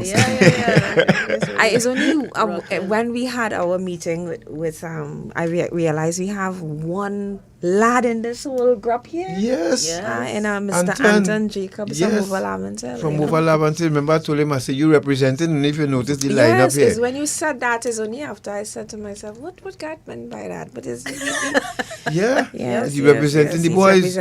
You know, and say, wow. You know, so Anton, and while we were speaking with Anton, he was actually still in school with his teacher, and they were doing his SBA. Yeah. Yes. So you know, why I am so excited about this too is the fact that, you know, children, the amount of things we have seen negative with videos being released with children fighting and all these different things. Yes. These here, you just call there. I've taken a different road, and it's a beacon for their school. Yes. And you notice the schools, the lineup of schools from all parts of Trinidad and Tobago. Yes. That's what I love about this competition. So it's the first one, and so we're going to have a history making event come the 2nd of July at Sapa. So is it open to the public too, ma'am, or how is the public if they want to attend? So it's the intention of the Counter Trafficking Unit to really record it and have so that the public will be able to view it at a later date. Right. But because we really wanted to focus on our young people in this juncture, in this competition here, we are closing it for our young people to attend and attend comfortably and be in a space where they could be able to express themselves, you know. Right. So more than ever, we have invited guests, of course, from our sponsors and different ministries. But we would be making sure that you are able to view this at a later date on our television, TTTO. You know, we will do the necessary to ensure that happens. Oh, awesome. Can't wait. I hope we'll be able to attend, God. Of course, we hope. Well, I guess I'm talking for myself. Yeah, no, we'll be there. I have to be there. I will try my best. I think it's a partnership there. Yes, yeah. It's a package deal. I can run away. Yeah. No, but Thankfully, like work I is said, not too far. You know, like I said, when I saw the youngsters and when we were judging, and I looked at the effort, you know, I said, wow, children really interested in this, and they did their best. So, you know, it was really touching to see, and I can't wait to see what they would produce for the finals, because I told them, you know, because now they have to come out now and express. They have to, and I understand competition. Yeah, and I want to, at this time, really commend the teachers, because I don't know if you recognize on the platform that day, we had some teachers there with the students. Yes. And this is why the collaboration with the Ministry of Education was important, so that we, at this particular point in time, there's a public awareness that is happening even in the faculty office, you know. Yeah. Okay. Even in the faculty offices of these schools. In the staff you know, room, they get towards ensuring that they have their bragging rights, coming out of this day. And at this time, I want to take the opportunity to call on our social media influencers to contact us at the CTU. We want to flood the social media platform on the 30th of July with content about trafficking in persons. We have a few of them that we see making waves on social media, and we want you all to come and partner with the Counter Trafficking Unit. Wink, wink. No, well, I could say it to you, Mr. Feldman. Yes. Well, he's responsible for that Move Elemental chapter. Yeah. Okay. Nice. And I've already begun consultation, but I told him, I said, I will continue this conversation after the spoken word. I don't want any. Right. But, and that's it. So we want to have an engagement on the 30th of July. As you open your phones and any social media platform, you must see a message of trafficking in persons there. Yeah. So we're calling on all your influencers, give us a call. Yeah. And no, Director, you would add anything to that? Oh, yes, certainly. I'm sitting here and, just musing. If you build a platform, yes, you can get the young people in there to come and be very, very creative in terms of, so, but we have to make it happen. This is an activity that was dreamt up at the Counter Trafficking Unit office, led by, of course, the Deputy Director. And look, it's turned to reality now, and the same young people in there, who, if we don't give them this platform, they're likely to turn into something negative. Yeah? Yes, so yes. let's continue building platforms for them to express themselves in a positive way, because this might be a pull factor, but then there's another genre of music and young people that just go about glorification of the use of drugs and sex and things like that. So we have to provide the alternative. That's the point I'm trying to make. So this spoken word is really one for the positive side of the Right. Yeah. So are we looking at an annual thing here? Well, I think to say no, I from here on in, God, World Day Against Trafficking in Persons is commemorated every year, right? So we are just going to keep building upon it, yes? So it may not be exactly that, but it may be something better. But because you see, once you open this here, and young people see it and realize, wait a minute, I could do this. Certainly. And I want to be part of this. And they start pushing their school, and start calling the Counter Trafficking. When is the next one? When is the next one? Hint. Even the IOM, I want to thank the IOM for being so supportive of these initiatives, because they give all they've been on board with everything that the CTU has been doing, and we really thank them for that, And we felt the same pride when, in the 2017 TIPS report, when traffic was named as one of the tools used to, in assisting elevating Trinidad and Tobago to Tier 2 on the trafficking in person watch list. And we felt real proud to see actually something that we produced was part of helping and for national good. So I could imagine how you all feeling right now. Certainly, and we're going regional now, yes? Yes. So the next reporting, we said that film was used as a regional platform. Certainly. So I'm really looking forward to Tuesday, 2nd July. Maybe you could tell them again the time. And So Tuesday, 2nd of July, come one come all. We'll be having the St. Joseph's Convent, San Fernando, their Northgate College, Mova Laventer Secondary School, and I hear they come in, that over.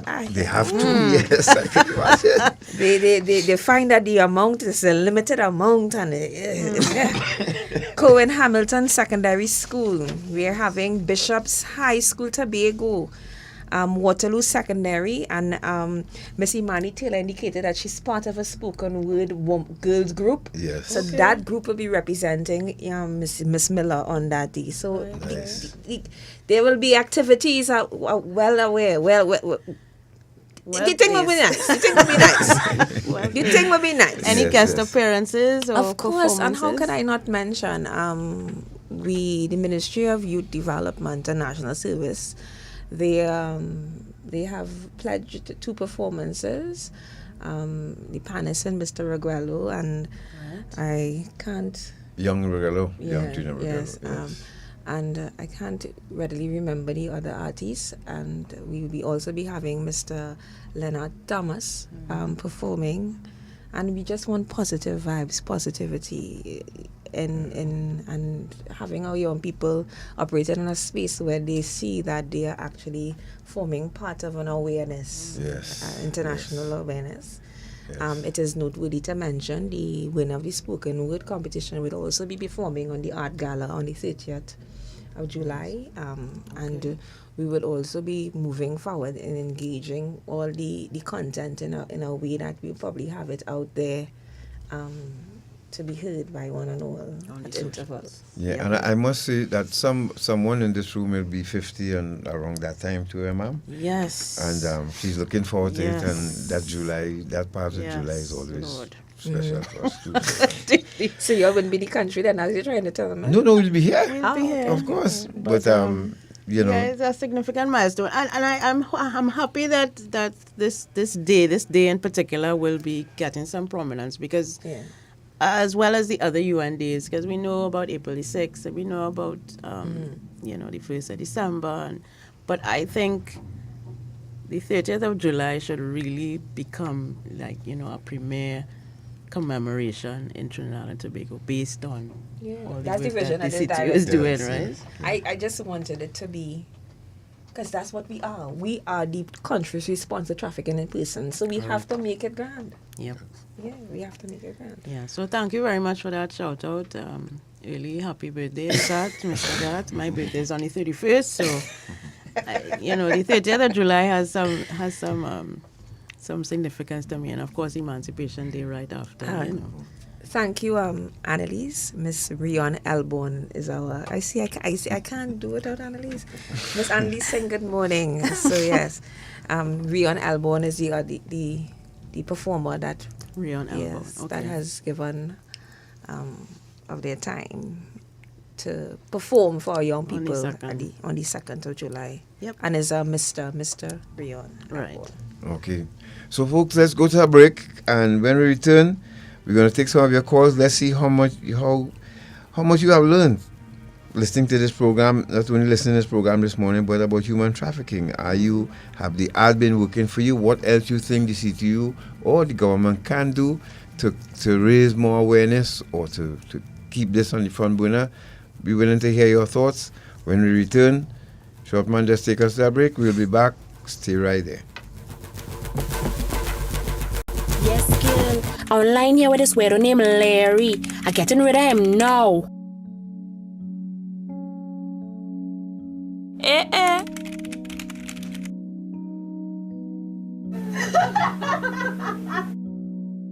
Let's take a selfie. It looking good, boy. I putting it online. Hey, I thought you say you went to the beach with your parents. Who's you? It's me, Larry, from online.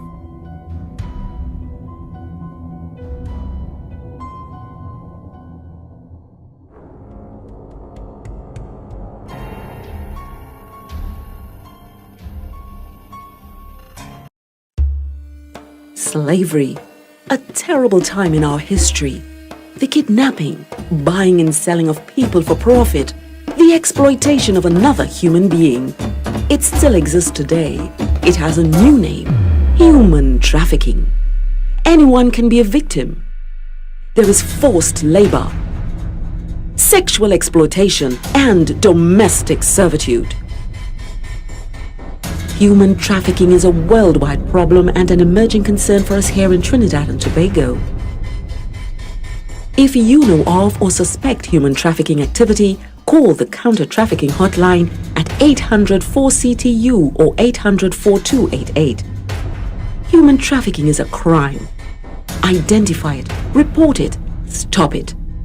A message from the Counter Trafficking Unit of the Ministry of National Security. Ion Dependency with Garth and Natasha.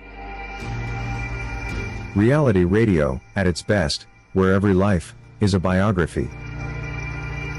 Sundays at 10 a.m. and exclusively on 95.5 FM.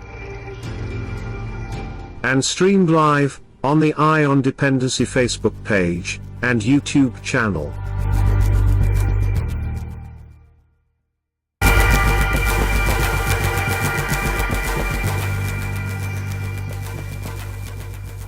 All right, and I forgot to mention, folks, that they will be in here next Sunday.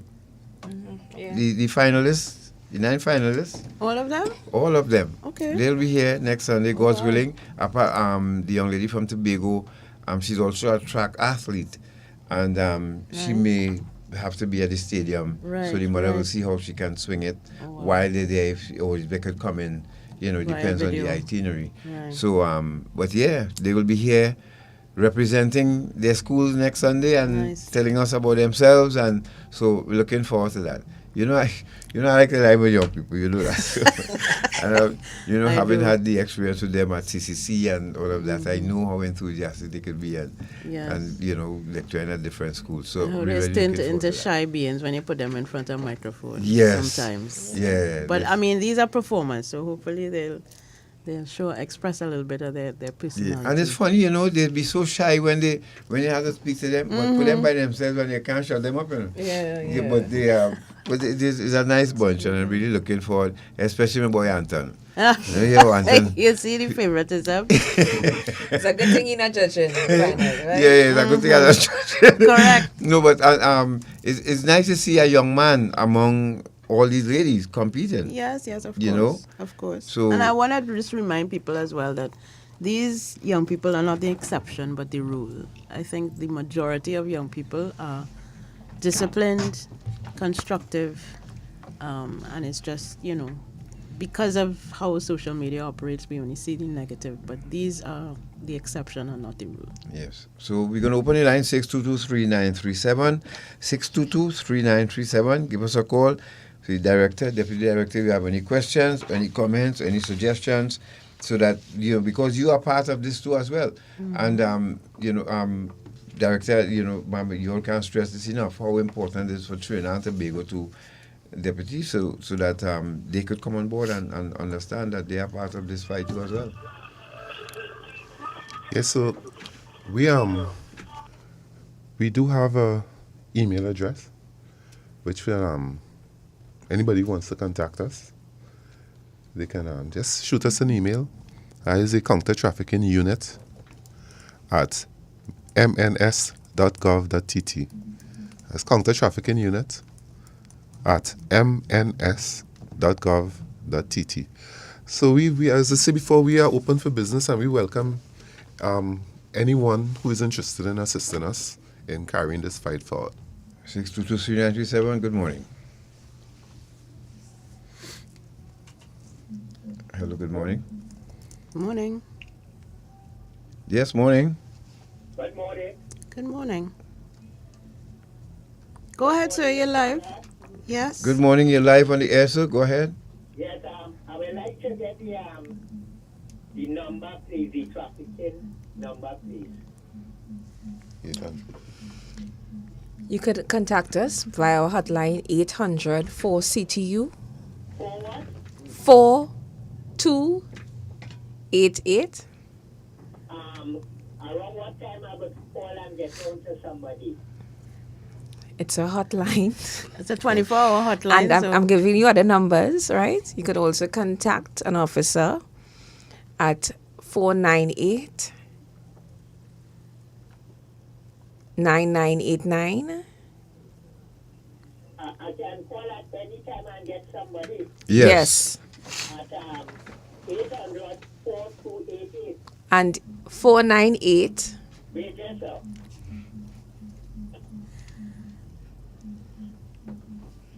Yeah, what is the next number? 498 498 99 99 89. 89. Yes. Okay, thank you. You're welcome. Thanks for calling. Now, is 622-3937. You can call us. The lines are open. If someone wants to work for the, is it just open to officers of the law, or you accept volunteers as well? If someone, let's say, wants to work for the unit, are interested in doing this type of work? Well, we cannot, and I must say this, we cannot put people in harm's way. Right. Because this is a crime that we're dealing with. And retribution and violence and so on is something that, we rather have our trained officers deal with that aspect of it. Right. Yes, the law enforcement aspect of it. And you asked earlier, what is an authorized officer? Well, an authorized officer is a designation that the minister confers on persons who form the team, the tip of the spear in the counter trafficking unit. So whether you're from immigration, whether you're from Defense Force or the TTPS, once you're working with the counter trafficking unit, you are an authorized officer as designated by the Minister of National Security. Okay.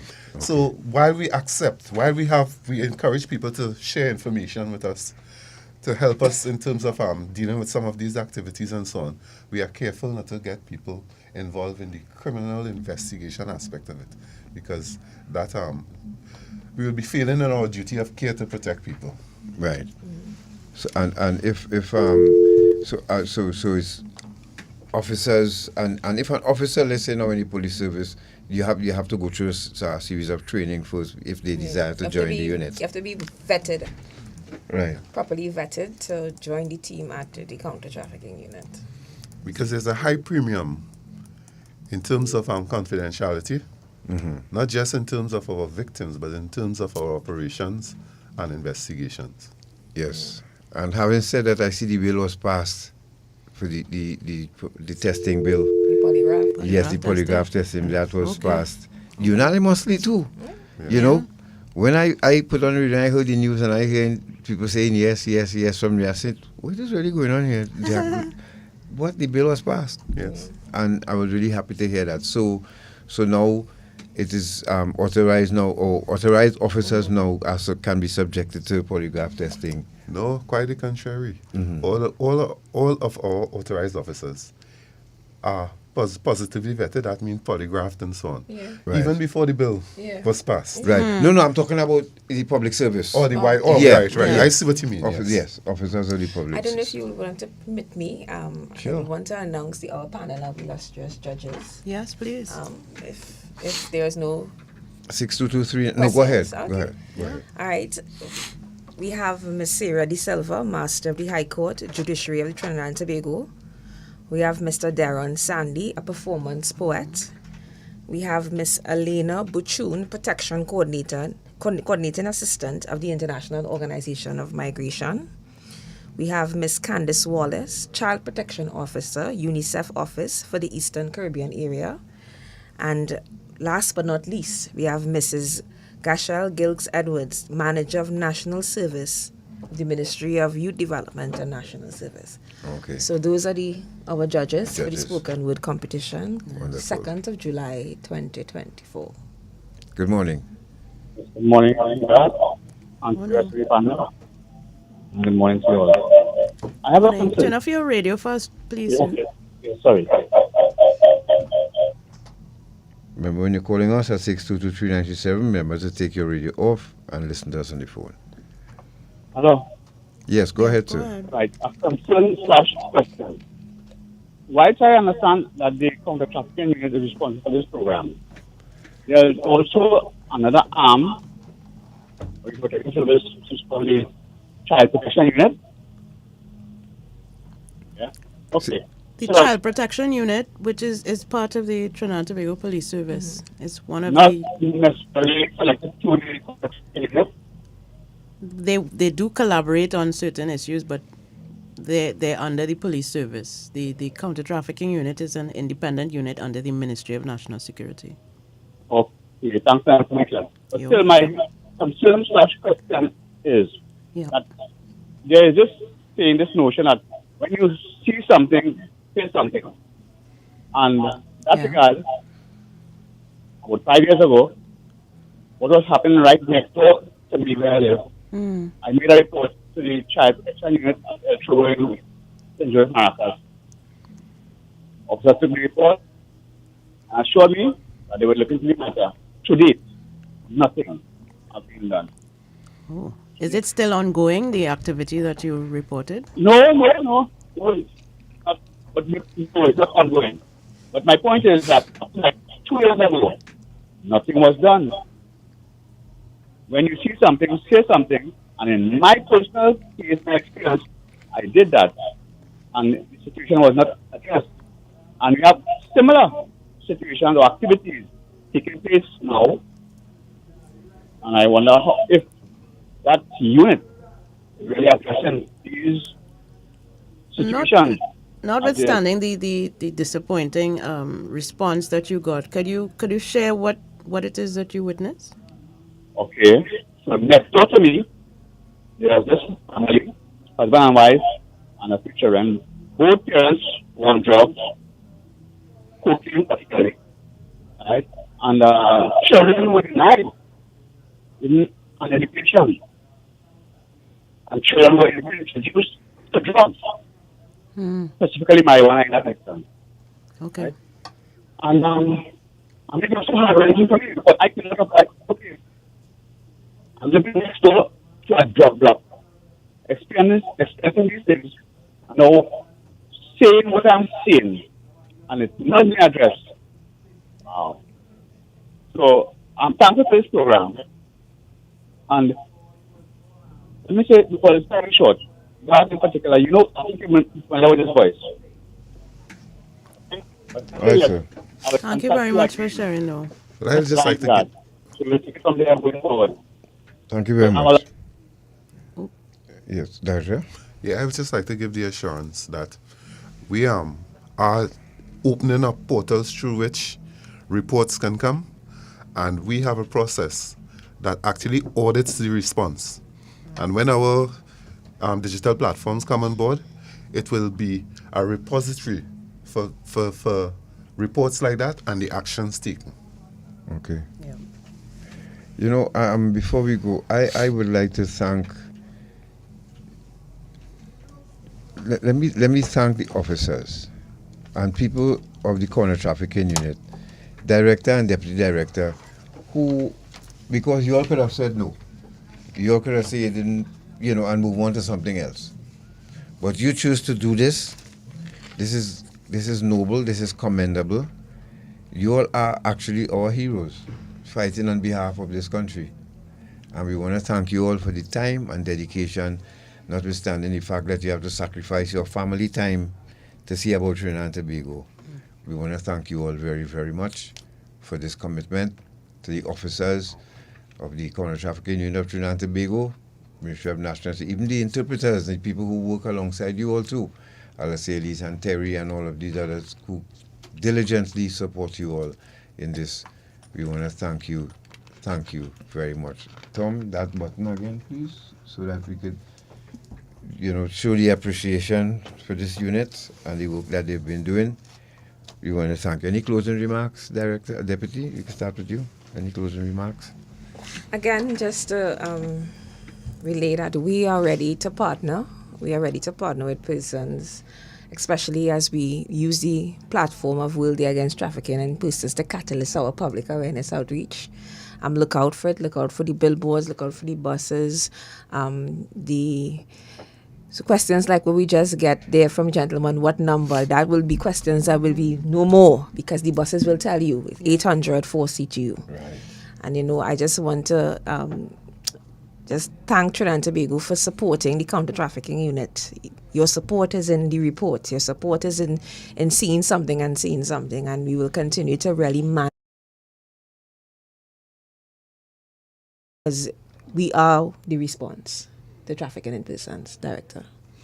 Yes, we've been here for 6 months, and we have done a fantastic job in terms of aligning the processes of the organization of the Counter Trafficking Unit onto the strategic goal.